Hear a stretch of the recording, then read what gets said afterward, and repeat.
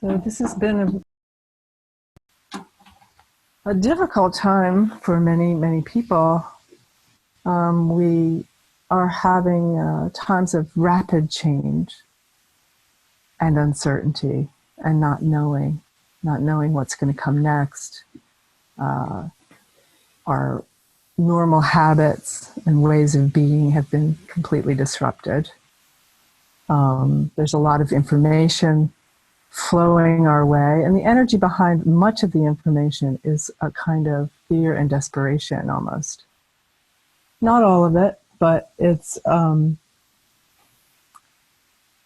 time where if you're emotionally sensitive, a lot of those vibrations come in with the information, and the information feels important. But it's difficult. You know, I thought it would be easy to be home in place and not go anywhere and be on my own because I'm kind of a hermit. I only go to town maybe once a week. And yet I find that just being around people, even if I'm not speaking to them, just being around people is just so important in connecting up in ways that I need to connect up and feel whole. So it has been difficult.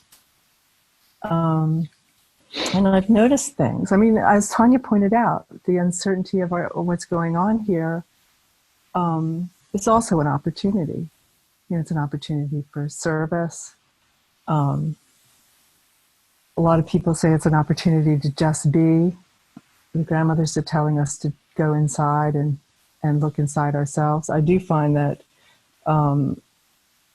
it's about survival, and when it's about survival, old survival tactics might come up. They certainly have for me, you know, patterns of being that I haven't seen in years, you know, are popping up. So it can be difficult.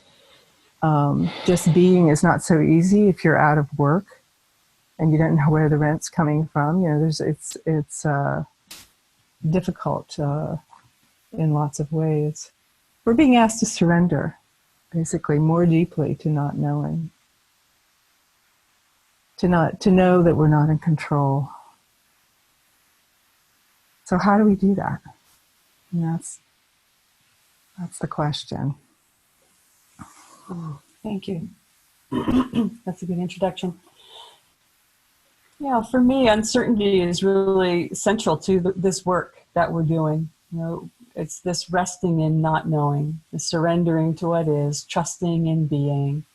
And so in our lives before this pandemic, that had its own challenges. And now the challenges have been increased because we're being asked to really just fall back on ourselves. That's what we have, you know, is to be with ourselves.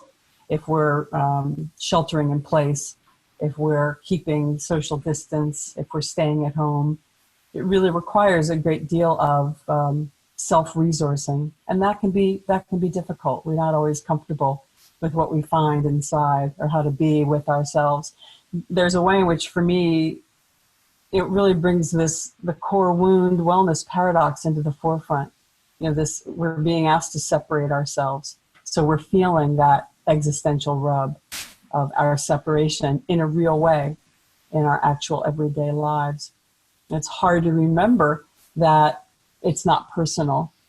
What's happening is not personal, you know, to us. It may affect us, affects the people we love, affects the way we live our lives, but it is another form of consciousness arising, of being arising, as it has always done.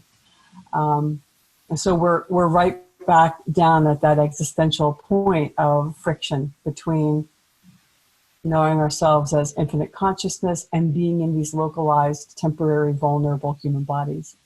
So the uncertainty is it's a kind of a prod or a prompt, if you will, for us to continue to see how can we resource ourselves in consciousness, even if things are quite difficult. I was saying to Sugandhi yesterday, one of Samuel's early books that was really meaningful for me was The Great Relief, 9 Sacred Secrets Your Body Really Wants You to Know. And one of those secrets is the fear of homelessness, and that we're always at home here is one of the secrets that our bodies want us to know, right? We're always at home here, but it's a great fear that people have that they'll lose everything. There won't be enough money or home or whatever. And so we're really feeling that. That's being activated for a lot of people, you know, the potential dissolution of all of our structures and so on. So how do we lean in and rest in consciousness when that's happening? I'm going to share a poem by the wonderful Irish poet-philosopher John O'Donoghue. It's from his book, To Bless the Space Between Us. This is the time to be slow. Lie low to the wall until the bitter weather passes. Try as best you can not to let the wire brush of doubt scrape from your heart all sense of yourself and your hesitant light. If you remain generous, time will come good, and you will find your feet again on fresh pastures of promise, where the air will be kind and blushed with beginning. How can we keep the wire brush of doubt from scraping from our hearts all sense of ourselves in this time of great uncertainty? Anything else you want to say, Sugandhi, or should we move into share time? I was thinking that the more I surrender to acceptance of the way things are, the more I'm available to be present with others' needs, to be compassionate to myself and others.